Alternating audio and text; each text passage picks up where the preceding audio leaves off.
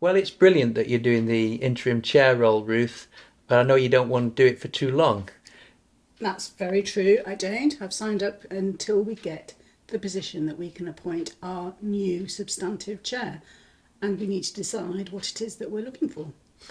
Well, I think a really important part of the role is that outward facing bit. Someone who can represent the organisation in a range of kind of environments where perhaps we don't always go as staff. I'd agree with that, absolutely. I would like to have a new chair that stands with you and goes with you locally, regionally, even nationally maybe, and bangs the drum for framework, and actually also gives a voice to our service users. They can't go and lobby our MPs, they can't go and lobby government ministers, but you can, and our new chair hopefully can as well, and together I think that will be quite a powerful voice. Yeah, I think in those situations you can kind of feed off each other. Yep. And support each other. And we can provide the facts, we can provide the arguments. If we can find someone who knows what doors to knock on and how to open them, I think that would be a real win. Yes, and have the confidence to knock on those doors, and hopefully the networks that allow them to sort of get into places that maybe you alone could not reach. I mean, we do some fantastic work at Framework. We do a very wide range of work, but some of it goes under the radar in terms of how recognised it is, how understood it is. And that's why promoting it and making people aware of it and the importance of it and the fact that it needs to be well resourced is so important. I think the ambassadorial role, if you want to describe it as that, of the chair and for the trustees shouldn't be underestimated actually. We do have contacts with a wide range of people in our sort of professional lives and in our sort of our normal lives, and it's an opportunity to actually explain to more people about the valuable work that Framework does and its importance, and hopefully to sort of increase the sort of visibility of Framework. But also it is actually about articulating the voice of the service user, because we are looking after some of the most marginalised people in society, and somebody needs to speak out for them. Somebody does, and we can support that person to do that and be alongside them and make sure that they're well briefed. And having that person to sort of do that alongside us and for us, I think can be really motivating too. And when the staff see that the organisation has a voice and is expressing that voice, and that's coming from the very top of the organisation, I think that really helps the staff to feel that they're part of something that's not just doing good things on a day-to-day basis, but making an impact sort of nationally and in terms of policy. Absolutely, absolutely.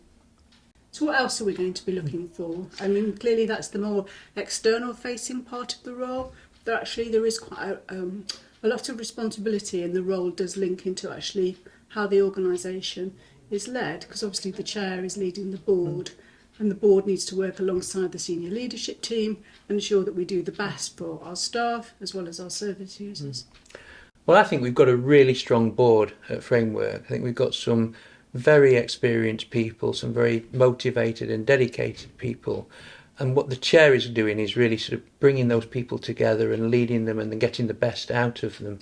And that's a very important part of the role. As you say, it also involves working closely with me. And that's why I'm very keen to see who this person's going to be and establish a really good working relationship with them. It's such an important relationship, isn't it, between the chair and chief executive. If that relationship doesn't work, it has ripples and implications for, across both the board and the senior leadership team, and it sort of, can be quite dysfunctional. So it's absolutely key that that is a strong and effective relationship. You talked about the board, and we have got a really great group of trustees currently on the board from a wide range of different backgrounds with different professions, and I think it's fair to say that we haven't got a sort of a fix on what sort of background or profession that we need from our new chair. I think what we're more looking for is somebody that will fit in, that has that chair experience, has ideally has that chair experience, but definitely has board experience, has worked on a board. Maybe somebody that has some understanding of working in a regulatory environment, at least an appreciation of what that means for an organisation. Some charity experience possibly. not necessarily essential, but it would be good that they've got some sort of appreciation of the service users that we work with. Working in a complex environment, an uncertain environment, those sorts of experiences I think are going to be hugely important to us. Yes, and when you put it all together like that, it sounds like quite a big ask. And in one sense it is. It is a fairly large and complex organisation. At the same time, it's an organisation that's got a very positive outlook. And wants to do everything that it does to the best of its ability and to be sustainable and to respond to its service users. And I think the person who can help us to set that tone, help us set that agenda, will receive a lot of support, not just from the board but also from the senior leadership team. And I would endorse that, even though I've only been the interim chair for quite a short period. The support I've had from you, the support I've had from your senior leadership team and other colleagues has been really impressive. And so the chair isn't coming into an unsupported environment, absolutely not. And I think it's fair to say, we are looking for somebody that has the time and capacity to perform the role as chair, but it's not a full-time job by any stretch of the imagination. It's certainly something that can be done on top of other roles and responsibilities, if that makes sense.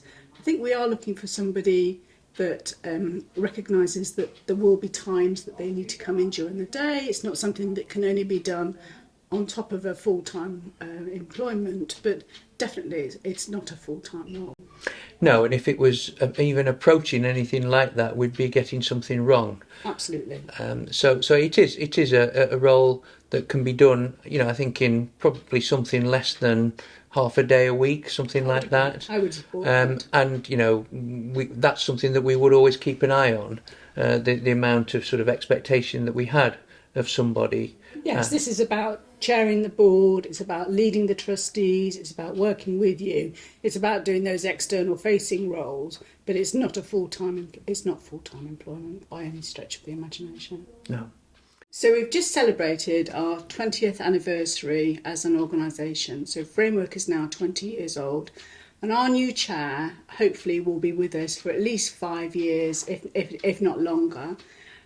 I think it's fair to say it's quite a challenging environment that they will be coming into. So we're looking for a chair that will actually take Framework with us on its next sort of exciting journey, and I'm working with you in terms of how we want to take Framework forward. So it really is an exciting opportunity, and I really hope that people are wanting to come and work with the trustees, with the senior leadership team, and particularly with you to take us on the next step of Framework's journey.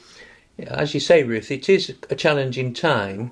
At the same time, we're very clear about why we're here and who we're here to serve and what their needs are, and the fact that those needs are not going away. So we need to have a vision for the next 5 years and to work to that, and make sure that we're all pulling in that direction.